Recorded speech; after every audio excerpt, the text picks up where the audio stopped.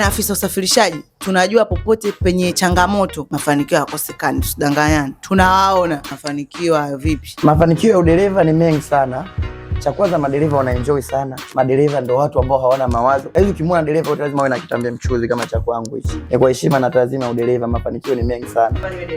Uje kuwa dereva kwa sababu madereva tuna.